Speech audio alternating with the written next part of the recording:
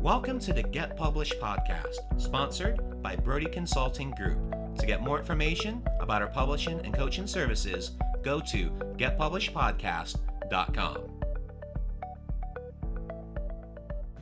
Hello, I am Paul Brodie, and thank you for joining us for another episode of the Get Published podcast, where we help authors get published with a proven system that works. Today, we're being joined by Matt McDarby, author of The Cadence of Excellence. Matt, welcome to the show. Hey, Paul. Thanks so much for having me. Looking forward to the conversation. Are you ready to get started? Yes. All right.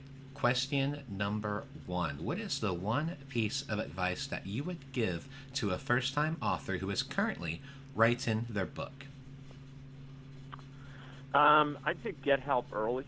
An editor or even just another writer who can review and give you feedback on your initial outline and help you organize your content can make a huge impact on your process and on the progress you're able to make from there. I mean, for me, getting started on the book, I had probably like a lot of people listening to this, had a lot of content written in a lot of different places, blog posts and pieces I'd written and started and not finished. And it wasn't until someone else got a look at a kind of an initial outline and how I was organizing the content, and they said, well, why would you put this here?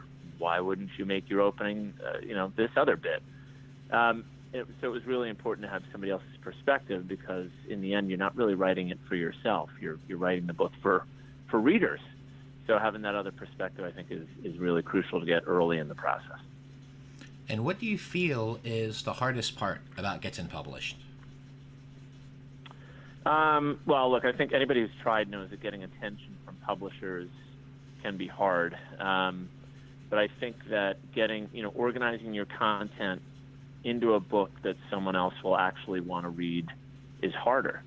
I've had a book proposal rejected in the past simply because the content didn't flow well. It wasn't that the content was bad. In fact, got very nice feedback that says it looks like great content, but the rest of the sentence wasn't so good. So in the end, a publisher just didn't get it because the content didn't flow well. That was my fault, not the publisher's. So it is difficult to get attention from them, but I think really putting your content out in front of a publisher and showing that you really got things organized and you're thinking about this through the reader's eyes first, I think that makes a big difference.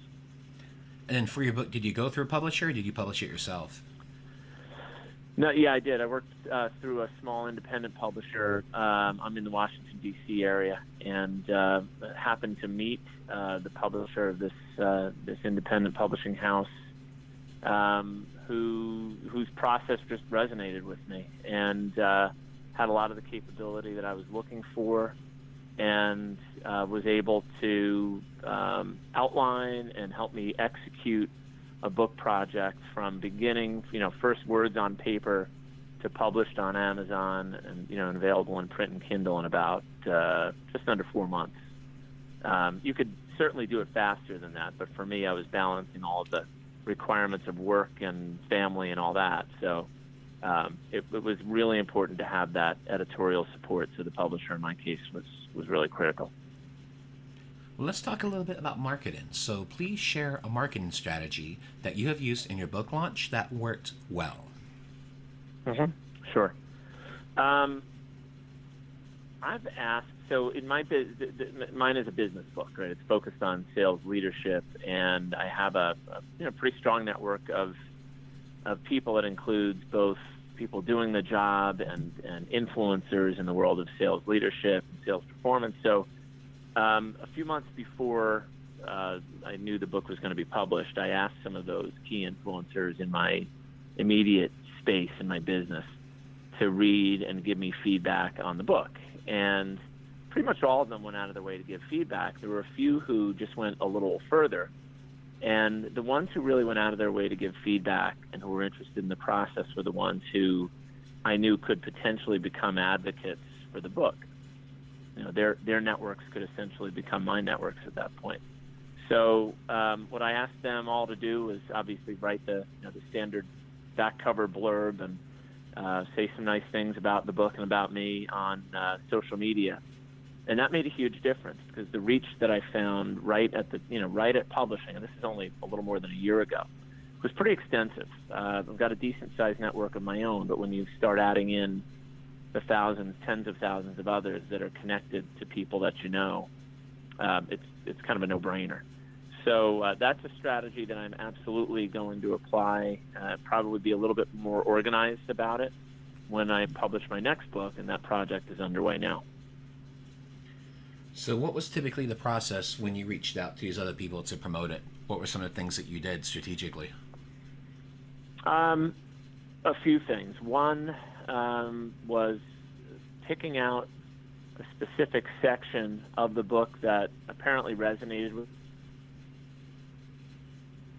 the book and asking them, hey, John or Jane, would you do me a favor? Would you write your impressions of this chapter or this section of the book? Just be really specific. You don't have to write about the book as a whole, but put a word out to your network on LinkedIn or on Twitter about what you thought about this section. And then, here's a link.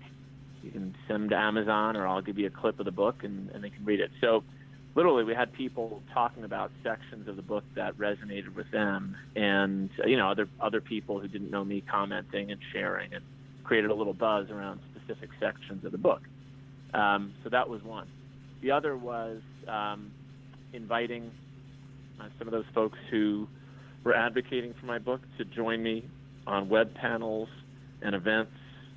We haven't done too many of those. I can count them on one hand, but they've been really fantastic excuses, right, to get together and talk about my book, maybe talk about theirs if they have one, and put something together that's of value to potential readers who haven't yet read the book. So it's all about just getting people's attention on something very specific and trying to find a simple venue, an easy and hopefully not too expensive venue to get the word out, and that's what I've really focused on.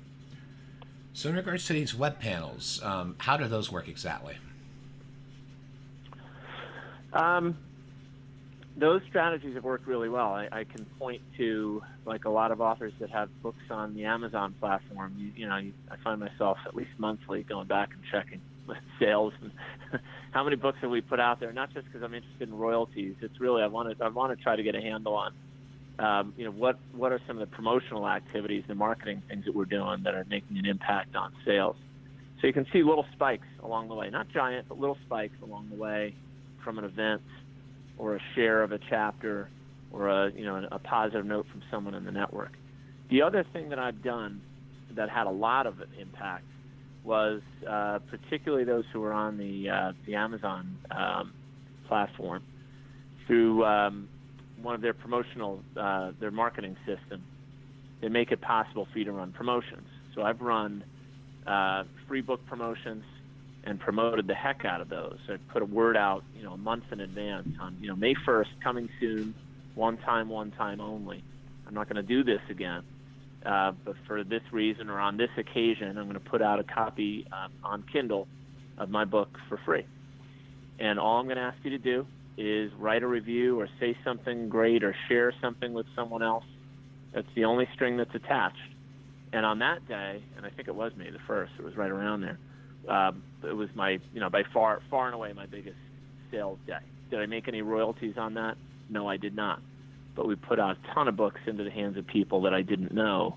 And so that proved to be a great business strategy because then I started to see LinkedIn networking requests and people reaching out, and I've had a bunch of conversations with people who I otherwise would not have been in touch with had I not done that book promotion.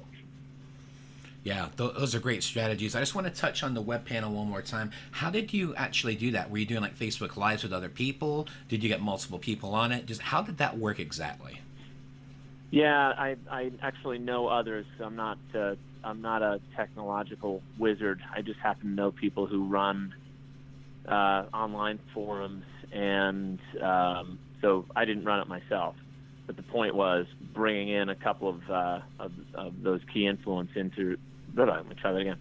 Bringing a few of those influencers together in a web panel to talk about, for example, what does it take to motivate salespeople to behave differently, or what are some of the things that make great sales coaching.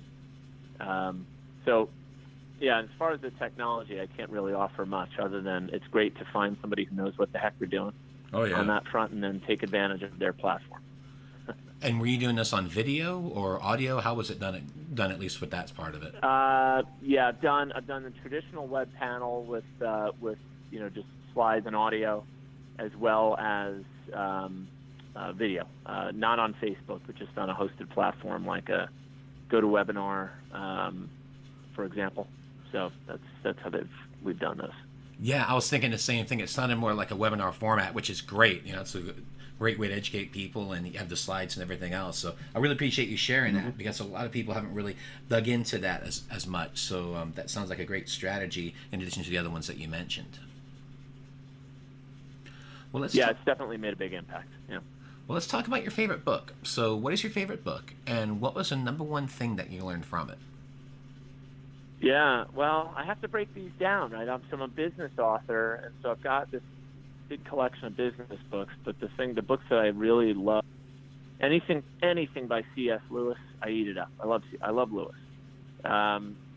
Great storyteller, right? So, Screwtape Letters, obviously the Narnia Tales, Mere Christianity. I mean, they're just so well written, and the reason I love his work is he's just so great at pulling you into story.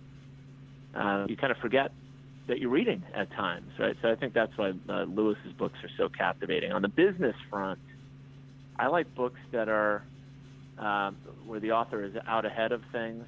One of my all-time favorites is a book called Rethinking the Sales Force. It was written by a guy named Neil Rackham and another gentleman, John D. Vincentis.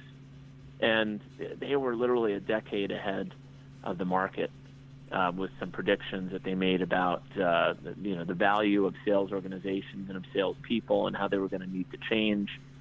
So that was a phenomenally well-written and researched book and predicted the future. And I think there's actually some companies now that are still sort of catching up to what those guys wrote, almost 20 years ago. And the other book, it's a good example, is the StrengthsFinder series. There was a book called StrengthsFinder 2.0. It's written by a bunch of guys from Gallup, the Gallup organization. The reason I like that one is because it is super practical. It's got a kind of a way of assessing your own personal strengths and helping you to figure out what are the few things that I'm really, really good at that I need to maybe emphasize a little bit more. Let me not worry as much about what I'm not good at. Let me emphasize the things that I'm great at. Then it gives you, as an assessment, and gives you a practical guide for what you can actually do about what that assessment tells you. So in summary, I love books with stories that pull you in.